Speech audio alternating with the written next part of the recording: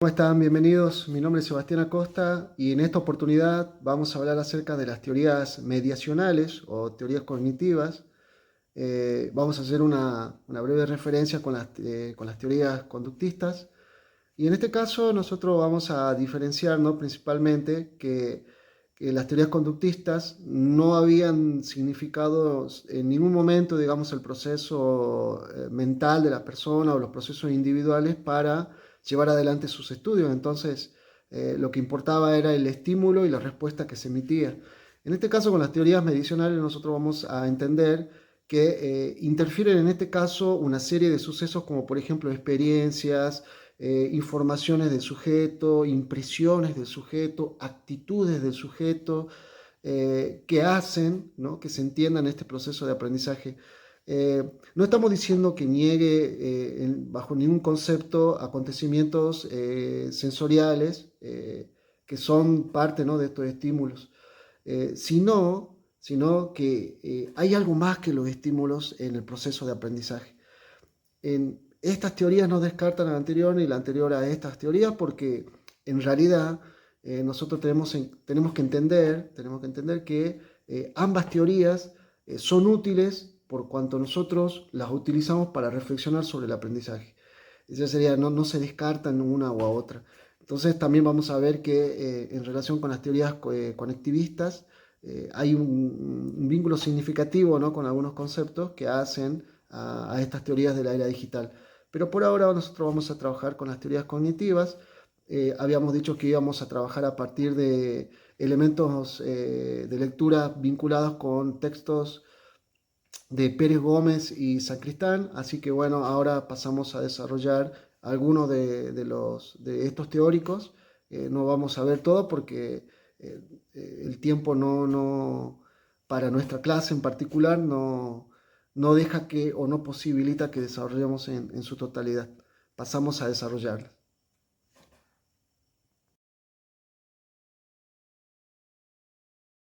El primer referente es David Ausubel con su teoría del aprendizaje significativo, y en este sentido lo que él propone es que toda información que se presenta debe tener un vínculo con el saber o ideas o conocimientos previos de los sujetos de la educación o con los alumnos. Entonces, nosotros entendemos que debe existir una relación bastante significativa con los conocimientos previos, porque a partir de ellos van a tener, ¿no?, o van a llevarlo a una mejor receptividad significativa para que estos sean realmente comprendidos. Entonces, nosotros a partir de esta idea, ¿no?, de la recepción, de aprendizaje significativo, entendemos que hay dos factores que son esenciales para entender cómo se daría de forma correcta el proceso. Primero que nada, la información que se presenta debe tener un grado de relación bastante vinculado con la información anterior, ¿sí? Debe tener un grado de relación muy importante para que esto no se presten para la confusión.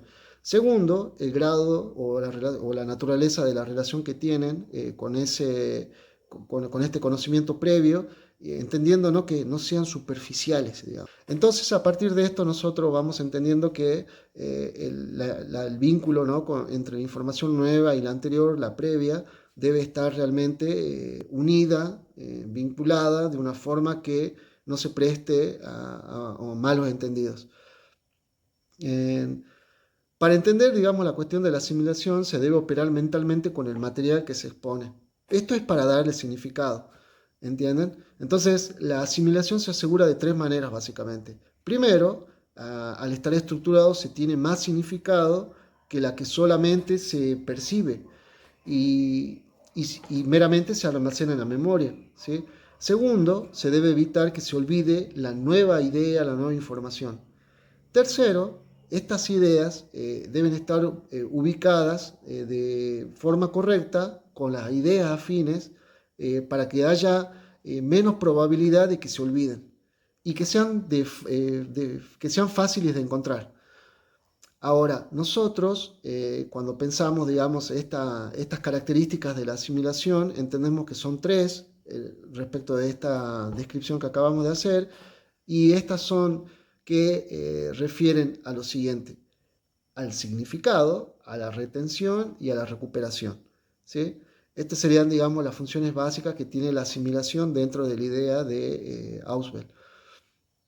Bien, nosotros entendemos que deben haber organizadores que hagan mucho más sencilla la tarea, ¿sí? Y estos organizadores pueden ser materiales que sean introductorios, párrafos, bosquejos, algún tipo de mapa conceptual en la pizarra que ayude a dirigir, ¿no?, la idea principal a ideas periféricas, a ideas secundarias.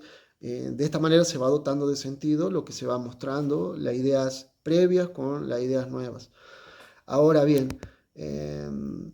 estos factores, digamos, que hacen que el aprendizaje sea significativo, primero que nada responden a que existe un aprendizaje verbal, y esto va a depender, digamos, de la edad de los chicos con los que estamos trabajando. Si hablamos de adolescentes, el aprendizaje verbal sería como mucho más adecuado, no así con niños, porque ellos necesitan, digamos, tener la palabra acompañada con el objeto, en este caso, estas cuestiones icónicas, ¿no?, de presentar cosas, imágenes, objetos, acompañan al entendimiento y que realmente pueda ser procesado en este caso, por niños. Pero con los adolescentes el aprendizaje verbal resulta bastante claro para ellos, obviamente decodificando la manera de expresión que tienen ellos para que realmente se adapte al entendimiento que ellos manejan. Bien, estos tres factores serían que el tema que se presente debe ser potencialmente significativo. Segundo, la disposición para el aprendizaje, o sea, debe haber una predisposición por parte de los estudiantes, y que existe un hábito de relación entre los contenidos y de forma comparativa, con contrastes y asociaciones de material nuevo con lo que ya tienen incorporado los chicos. Es como una especie de archivo que maneja cada uno. Entonces, cuanto más ordenado es mejor, porque ayuda a que en ese proceso la nueva información se vaya acomodando de forma correcta. Y tercero, la forma de presentación del nuevo material. La presentación puede estar secuenciada en temas importantes, presentar ideas centrales, subrayar definiciones, señalar similitudes, diferencias, y bueno, a partir de ello explicar las palabras que se aprendieron. Recordemos que en este caso David Ausubel trabajó junto con Joseph Novak, y Joseph Novak es quien lleva adelante, ¿no?, esta idea de la elaboración de los mapas conceptuales, y que posteriormente va evolucionando en lo que van a terminar siendo los conocidos como mapas mentales, que van conceptos y dibujos. Pero bueno, nosotros vamos viendo que en esta idea de Joseph Novak, ¿no?, con entender el mapa conceptual como una guía y una forma de estructurar, ¿no?, las ideas, y llevar el vínculo ¿no?, entre la idea nueva y las ideas que se van incorporando a manera de organización o de organizadores claves para que se puedan entender. Así que bien, en este desarrollo acerca de las ideas de David Ausubel, nosotros podemos hacer una diferenciación entre el aprendizaje exploratorio, que este aprendizaje exploratorio es un proceso que se basa en el uso del material concreto y realización de actividades vinculadas a la manipulación de objetos, ¿sí? Bueno, este aprendizaje ayuda a la resolución significativa, incrementando el valor de la información que se va adquiriendo. Mientras que el aprendizaje significativo en sí establece relaciones de información y nos ayuda a identificar ideas y definiciones, comparaciones de las nuevas y la vieja información de forma oral o escrita.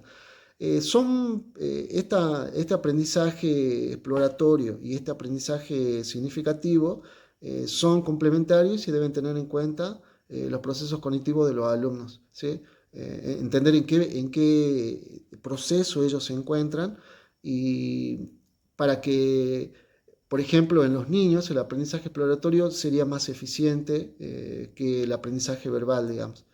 Eh, en este caso, haciendo alusión a que el aprendizaje exploratorio involucra objetos, ¿sí? Involucra objetos para que se dé ese aprendizaje.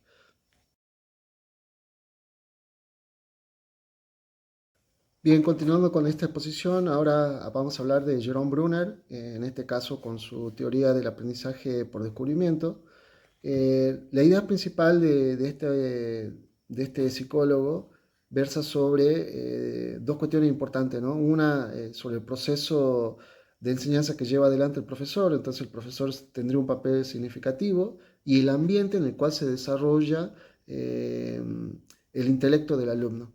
Entonces, este desarrollo cognitivo cuenta con periodos de consolidación, se organizan en torno a la aparición de ciertas capacidades, y de aquí surgen tres modelos de aprendizaje que menciona Jerome Brunner. El en activo, que en este tipo de aprendizaje se hace actuando, imitando, manipulando objetos, ¿sí? Que es como un aprendizaje más pertinente para niños. El aprendizaje icónico, que esto lo entendemos con el uso de imágenes, dibujos, diagramas, mapas conceptuales. eh, entonces nosotros entendemos que hay un uso adecuado de materiales audiovisuales, películas. Entonces estos resultan bastante significativos para los estudiantes. El aprendizaje simbólico es el uso de la palabra escrita y hablada. Entonces nosotros entendemos que aquí hay un aumento significativo que ayuda, ¿no?, a adquirir y almacenar conocimientos, y que también comunican ideas. Eh, Más adelante este autor habla acerca de la categorización en el desarrollo cognitivo, y este es un proceso de organización e integración de la información con la nueva información, pero de forma pertinente, ¿sí? Es decir, que aquí ya habla de estrategias, ¿sí? ¿Qué estrategia vamos a usar para que éstes sean pertinentes con el nuevo conocimiento? Lo primero que nada tenemos que entender que debemos saber clasificar, ¿sí? Cuando nosotros clasificamos, hay una ventaja bastante importante en el hecho de entender cómo se dan las cuestiones naturales, agrupamientos. Cuando clasificamos nos ayuda a eliminar el reaprendizaje constante, nos permite poner en práctica conductas, ¿sí?, en diversas situaciones, mejora la capacidad de relacionar objetos y entender acontecimientos, ¿sí? Después de esto nosotros deberíamos considerar cuatro tipos de instrucción, ¿sí?, que son fundamentales en este caso, para Jerome Brunner. El primero tiene que ver con el principio de motivación, es decir, que debe haber una predisposición de los estudiantes, un deseo natural por aprender.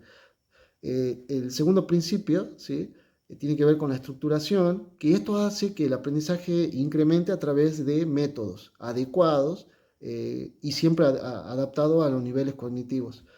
Los materiales prescriptos, es decir, los que ya vienen pensados curricularmente o ya con anticipación referido a tal o cual tema, no siempre dan resultados, porque en realidad estos deberían estar vinculados con las necesidades y las capacidades de los estudiantes, ¿sí? El principio de secuenciación: un contenido debe estar siempre ordenado, y esto es lo que ayuda al aprendizaje. Y el principio de reforzamiento, que aumenta la probabilidad que una conducta se refuerce y se repita. Por ejemplo, siempre elogiar, una buena retroalimentación. Entonces esto va a posibilitar, digamos, que exista, digamos, una conducta reforzada sobre lo que se pretende que los estudiantes aprendan. Entonces, los estudiantes aprenden mejor cuando descubren por sí mismos, en vez de recibir información. El docente guía, ¿sí?, mediante desafíos en relación a conceptos previos, ¿sí? O sea, nosotros vamos poniendo desafíos en el proceso de enseñanza-aprendizaje, y estos deben estar vinculados con los conocimientos previos, ¿sí? Hay algo importante que menciona Jerome Brunner, y esto tiene que ver con que el docente debe mostrar cómo se hacen las cosas, ¿sí? No solamente decirle, sino que él debe realizar en primera instancia la actividad y luego inducir al estudiante a que él también la realice. En este caso, nosotros podríamos usar juegos como facilitadores, como por ejemplo esta idea, ¿no?, nueva de la gamificación. Bueno, aquí encontramos como base, digamos, de estas ideas.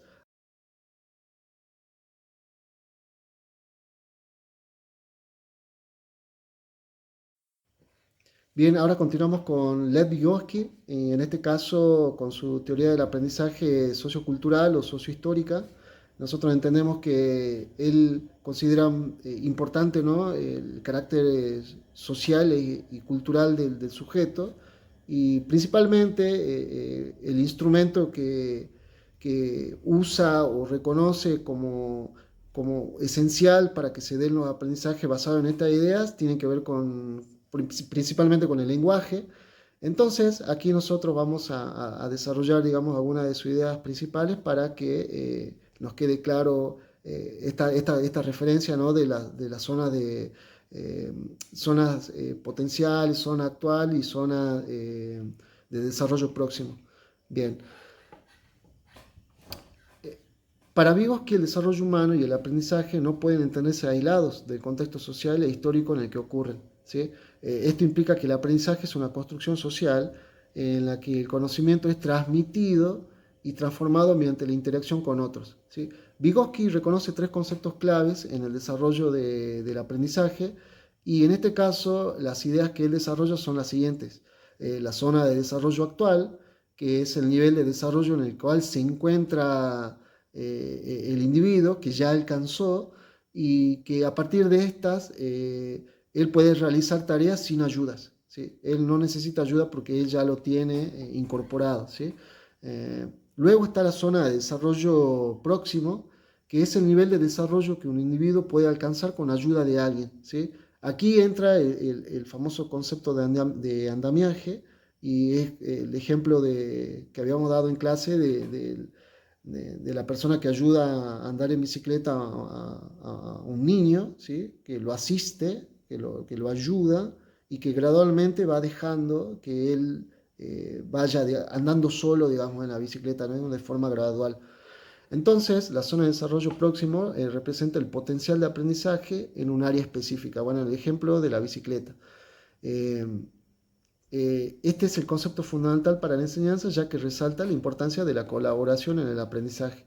Luego tenemos la zona de desarrollo potencial, y en este caso es el nivel al que puede llegar un individuo en el futuro, cuando ya ha internalizado los conocimientos y hay habilidades aprendidas para que éste se pueda desenvolver. Vygotsky le otorga al lenguaje, que esto es lo que habíamos dicho anteriormente, un rol central, ¿no?, en el desarrollo cognitivo. Lo considera una herramienta principalmente como esencial para el aprendizaje, ¿sí?, y para que éste se haga significativo. Entonces, el lenguaje no es solo un medio de comunicación para Lev Vygotsky, sino que también es una herramienta para la construcción y organización del pensamiento. Bueno, a través del lenguaje los individuos pueden reflexionar, planificar y regular sus acciones. Entonces, desde esta perspectiva, el lenguaje permite al individuo que se apropie de los conocimientos, de los conceptos, de su cultura, y de esta manera los internaliza y los hace propios, ¿sí? Esto significa que el aprendizaje, cuando una persona entiende algo y puede aplicarlo, es porque realmente está asimilado y por sobre todo acomodado, ¿no? Entonces, nosotros habíamos dicho que cuando uno comprende puede llevarlo a varios contextos, ¿sí? Y un poco para hablar, ¿no?, del andamiaje, nosotros dijimos, ¿no?, que el andamiaje sería una estrategia que ayuda, ¿no?, en la zona de desarrollo próximo, y que es un apoyo temporal, ¿sí? Entonces aquí el docente es un guía, acompaña en ese proceso, y una vez que nosotros hemos visto que hay un avance, digamos, en lo que se ha enseñado, paulatinamente se va dejando ese apoyo y esa guía para que el estudiante vaya desarrollándolo solo, porque de cierta manera ya lo tiene aprendido, y de esta manera lo va mejorando y pasa a la zona de desarrollo potencial. Bueno, el proceso de andamiaje es fundamental en el aprendizaje guiado, y esto permite que el estudiante aprenda de forma activa, ¿sí? Resuelve problemas con ayuda de un experto, en este caso sería el docente, y que le proporciona recursos necesarios para que éste pueda de alguna manera ir comprendiendo, ¿no?, los contenidos que se está enseñando, o las actividades que pretende que logre realizarlas de forma correcta y que sean aprendidas. Entonces, bueno, el aprendizaje para Vygotsky está determinado por el contexto cultural en un momento histórico específico, y la cultura es la que ofrece al individuo herramientas simbólicas. Nuevamente, en este caso, la herramienta simbólica que ofrece la cultura es el lenguaje, ¿sí? y de esta manera él puede entender el mundo.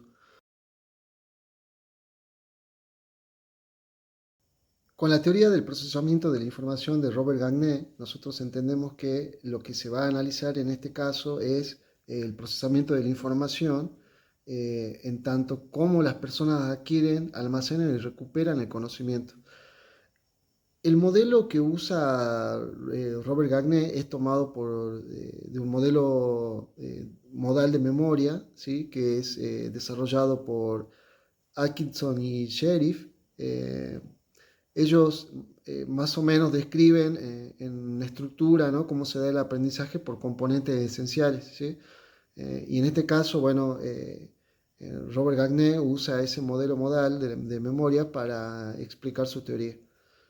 Bien, el modelo básico de aprendizaje de Gagné tiene que ver con que describe el proceso de aprendizaje como una secuencia, ¿sí?, de sistemas y procesos en los que interviene el medio ambiente, los receptores, el registro sensorial, la memoria de corto plazo, la memoria de largo plazo, el generador de respuestas, ¿sí?, como lo podemos observar aquí en el gráfico, los efectores y el control ejecutivo.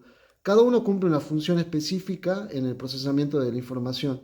Aquí se destaca básicamente estos procesos de la siguiente manera. Nosotros podemos ver que el medio ambiente, el contexto externo que contiene los estímulos que van a ser procesados, los receptores, son los órganos sensoriales que reciben información y envían el registro sensorial que permite la entrada de datos para la primera evaluación. Bueno, respecto del registro sensorial, retiene la información solo por unos milisegundos, selecciona lo más relevante para enviarlo a la memoria de corto plazo. Ya en la memoria de corto plazo, almacena información de manera temporal, y aquí, en la memoria de corto plazo, esta va a tener una duración limitada. O sea, esta información permanece de forma limitada y depende mucho de la atención sostenida para evitar que se pierda, ¿sí? Eh, es un espacio de procesamiento activo que trabaja con información, es decir, que aquí se decodifica y pasa, una vez decodificado, pasa a la memoria de largo plazo. Aquí, ya en la memoria de largo plazo, eh, se almacena de forma permanente esta información y se consolida y organiza para su posterior recuperación, ¿sí? Este almacenamiento generalmente se ve facilitado o inhibido por las interferencias de otros contenidos, ¿sí? Eh, bueno, nosotros ahora, entendiendo un poco esto, ¿no?, podemos ver que hay condiciones que van a condiciones externas que van de alguna manera a interferir en la manera en que los estudiantes retienen en la memoria a largo plazo. Respecto del generador de respuestas, que es un sistema que activa las respuestas correspondientes a la información recuperada y procesada, ¿sí? Y entonces los efectores, que son los sistemas motores o respuestas del individuo, ejecutan la acción hacia el mundo exterior, ¿sí? Y el control ejecutivo y expectativa tiene que ver con lo siguiente, ¿sí? Aquí se supervisa y se dirige el proceso de aprendizaje seleccionando estrategias y manteniendo la expectativa o metas en foco. Esta función sí, de expectativa regula el enfoque y la motivación del sujeto, y de esta manera influye en la dirección y la profundidad del aprendizaje. Bien, hay algo importante que nosotros hemos podido visualizar en los textos y tiene que ver, digamos, con las fases, ¿sí?, con estas fases que reconoce Robert Gagné en el proceso, y son las siguientes. Bueno, Gagné considera que el aprendizaje como proceso estructurado se da en varias etapas y se desarrollan de la siguiente forma. La primera tiene que ver con, en este caso, con la motivación, y que en este caso nosotros establecemos metas claras aquí, ¿sí? Y se orienta básicamente la orientación y se prepara para la adquisición de nuevo conocimiento. Bueno, entonces, entendemos que esto es crucial para adquirir nuevos conocimientos. Respecto de la aprehensión, aquí la atención es selectiva, ¿sí? Se focaliza en algunas cuestiones, en este caso serían estímulos específicos que facilitan, ¿sí?, que facilitan la comprensión del contenido. Respecto de la adquisición, aquí se codifican, se organiza la información, la procesa, ¿sí? Y pasa a un proceso que se da dentro de la memoria de corto plazo. Bueno, esto es central, ¿no? Porque aquí es donde se da la incorporación del conocimiento.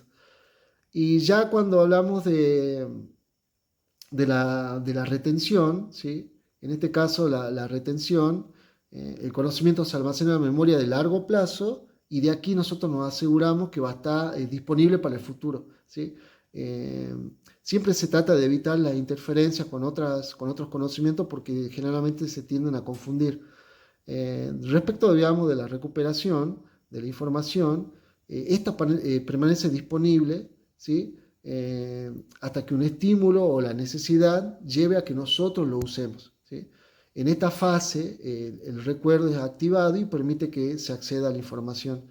Cuando hablamos de la generalización, el conocimiento aquí se adapta y se aplica a diferentes situaciones. Esto permite que el individuo utilice lo aprendido de forma flexible, ¿sí? En diferentes contextos. Y bueno, en estos contextos nuevos donde nosotros vamos a poder, ¿no?, a dar cuenta de que hay un aprendizaje. Bueno, después el desempeño tiene que ver, digamos, con los conocimientos que nosotros hemos adquirido y para llevar adelante, ¿no?, una acción o responder a alguna situación, ¿sí? Aquí nosotros damos cuenta realmente de la efectividad del aprendizaje.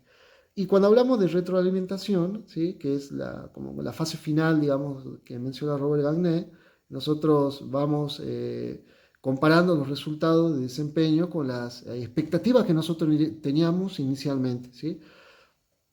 Si estos resultados son positivos y coinciden con lo que se esperaba, se refuerza ese aprendizaje. Si no, se realizan ajustes o se reconsideran algunas otras alternativas, ¿sí? Entonces, nosotros aquí tenemos una idea general acerca del proceso de aprendizaje de acuerdo a la idea de Robert Gagné, ¿sí?, el proceso de la información. Entonces, estas serían básicamente las ideas generales de las que él menciona, ¿no?, en su desarrollo. Ahora hablando acerca de las teorías de aprendizaje desde el punto de vista de la Gestalt, habíamos también trabajado un poco esto en clases, ¿sí? Mencionando algunos de los principios, ¿no?, que maneja. Entonces, eh, para ir trabajando algunos de estos conceptos, ¿no?, que van a resultar interesantes para el desarrollo del marco conceptual que, que- que tenemos que entender. Sabemos que eh, en realidad esta teoría se enfoca en cómo nosotros percibimos y comprendemos el mundo de forma holística, es decir, como un todo, y no a partir de cuestiones aisladas o como partes, ¿sí?, aisladas. Bueno, entonces las personas organizan los estímulos de su entorno para aprender y resolver problemas. En este caso, lo que se tiene en cuenta es la percepción, ¿sí? Y que no es una suma de las partes, como dijimos hace rato. Bien, ese sería el principio de la gesta. Entonces, por ejemplo, una vez que un individuo eh, observa patrones, ¿sí? La mente lo organiza y le da sentido a esa forma con la que se presenta, ¿no?, la realidad. Entonces, lo que nosotros vemos son totalidades, ¿sí? Lo que se denomina buena forma o pregnancia. Entonces, la percepción es fundamental en el aprendizaje porque nos permite captar y entender patrones o estructuras que nosotros después la vamos a ir integrando como conocimiento. Un concepto que maneja esta teoría tiene que ver con el insight, ¿sí?, que es comprender, es el momento de claridad, ¿sí? Entonces, el insight es como un proceso donde estaría dándose la solución, el cual nos hace a nosotros reorganizar mentalmente los elementos de un problema. Entonces, no miramos como partes, sino que nosotros vemos la totalidad para entender cómo dar solución a ciertos problemas. Mm, Nosotros vimos, por ejemplo, en clase algunas de esas leyes y pudimos hacer un gráfico pequeño. Bueno, aquí, como pueden observar, están más detallados. Y las leyes que explican cómo percibimos patrones son, por ejemplo, la ley de proximidad, la de semejanza, la ley de continuidad, la ley de cierre, la ley de figura y fondo, que eso lo habíamos desarrollado en clases. Y bueno, ¿qué es lo que hacen estas leyes? Ayudan a entender cómo organizamos la información en el aprendizaje y cómo los patrones son esenciales para comprender y memorizar contenidos, ¿sí? Bien, ahora desarrollamos los últimos conceptos que tienen que ver con Roger y Maslow y son los siguientes, ¿sí? Bien, nosotros aquí encontramos en estas propuestas del aprendizaje humanista que, por ejemplo, con Rogers, él propone un aprendizaje centrado en la persona, ¿sí? En que el estudiante es un agente activo de su propio aprendizaje, ¿sí? Bueno, Rogers considera que el aprendizaje más significativo ocurre cuando está autodirigido, ¿sí? Entonces, estos están vinculados con los intereses y por sobre todo con esos objetivos personales de cada individuo. Bueno, él destaca, ¿no?, la importancia del ambiente seguro y de confianza, en donde cada estudiante puede experimentar sin temor, sin miedo al fracaso. Y eso va a ser, digamos, algo que va a posibilitar el docente, ¿sí? Eso posibilita el docente que se dé una experiencia sin miedo al fracaso. Bien, entonces la autenticidad, la empatía, toda característica positiva es fundamental en el rol docente para facilitar el aprendizaje. Bueno, su concepto de aprendizaje experiencial, él sugiere prácticamente que el conocimiento se integra profundamente cuando se vincula la experiencia del estudiante y cómo ésta representa o se representa de forma útil para su vida. Bien, y ya con el último representante, porque si no realmente se vuelve bastante extenso esto, vamos a trabajar con Abraham Maslow y él propone lo siguiente. En este caso, introduce la teoría de la jerarquía de necesidades y esto lo habíamos planteado en clase también, habíamos hecho un gráfico, pero es un gráfico que frente al resto de los conceptos que habíamos elaborado no está bien presentado. Bueno, aquí lo tenemos en la pantalla más claro y podemos dar cuenta, ¿no?, que lo que plantea es que para alcanzar el máximo potencial de cada uno de nosotros es necesario satisfacer las necesidades básicas, ¿sí?, fisiológica y de seguridad y psicológica de afecto y autoestima. En el nivel más alto está la autorrealización. Bueno, aquí los estudiantes lo que buscan es aprender y desarrollarse de manera plena y satisfactoria. Entonces, alcanzando un aprendizaje más profundo y significativo. Básicamente su enfoque resalta el aprendizaje que el aprendizaje no solo depende de estímulos externos, sino también de necesidades internas y motivaciones del individuo. La teoría sugiere que el docente debe promover un ambiente que apoye el bienestar general y motive al estudiante a alcanzar su máximo potencial, ¿sí? Eso es lo que debería buscar, en este caso, el docente, ¿sí? Bien, esto fue una breve descripción. La teoría de aprendizaje conectivista de George Siemens plantea lo siguiente. Bueno, aquí nosotros entendemos que la necesidad educativa de la era digital, ¿sí?, a diferencia, en este caso, ¿no?, de las teorías tradicionales que habíamos desarrollado, ¿sí?, como las conductistas y las mediacionales, este tipo de propuestas parten de que la información y el conocimiento están en constante flujo a través de redes globales, ¿sí?, más que en estructuras rígidas y tradicionales, ¿sí? El conectivismo pone énfasis en cómo el aprendizaje se produce mediante conexiones dentro de una red de información, ¿sí?, dentro de una red de información. Entonces, la tecnología y la conectividad juegan un papel crucial, ¿no?, un papel central dentro de esta propuesta.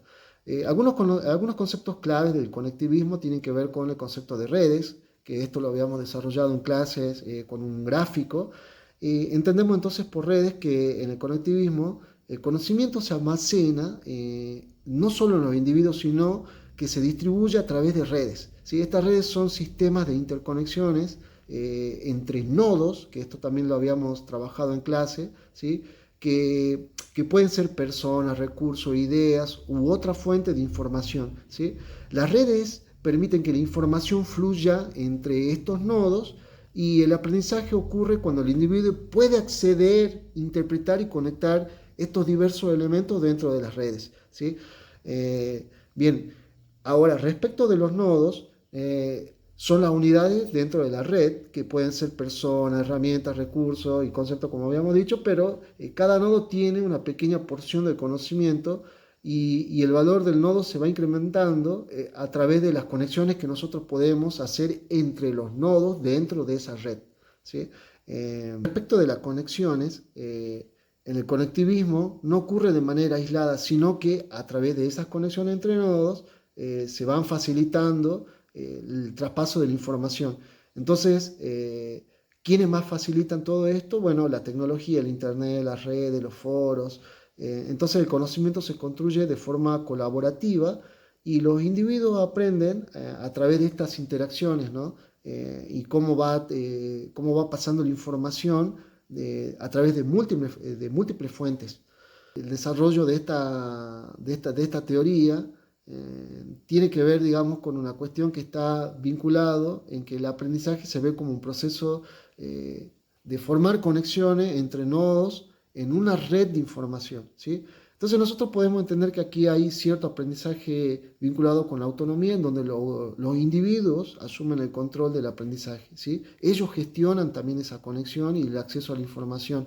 Entonces, la tecnología es mediadora en este proceso, ¿sí? Es mediadora el uso de la tecnología, es esencial, digamos, para establecer y mantener las conexiones. Ya dijimos que no sería la única, sino que hay otros nodos que no están vinculados netamente con la conectividad, ¿no? Pero que son necesarios, pero es necesario, ¿no? Entender que la red de conexiones vinculadas con la teología son como fundamentales, ¿sí?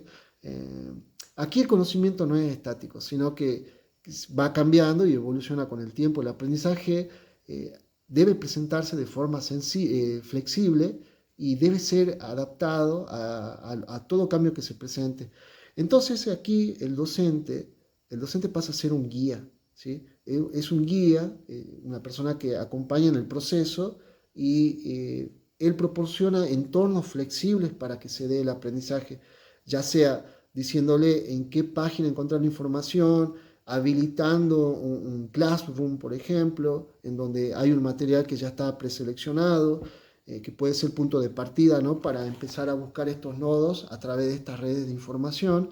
Dijimos, bueno, nuevamente lo decimos, que la tecnología es la que nos aporta, es como lo más sustancial, pero no es la única.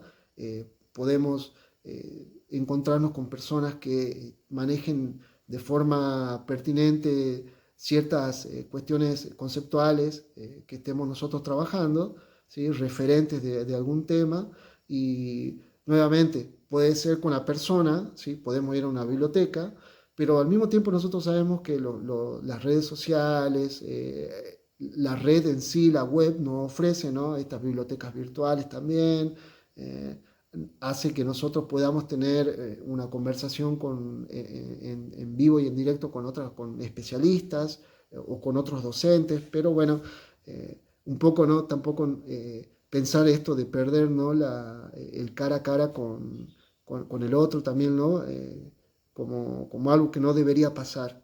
Entonces, tenemos las ideas generales de George Siemens, bueno, y esta sería la propuesta para la propuesta de estos conceptos a partir de la idea de George Siemens para entender la teoría del aprendizaje desde el punto de vista de la era digital.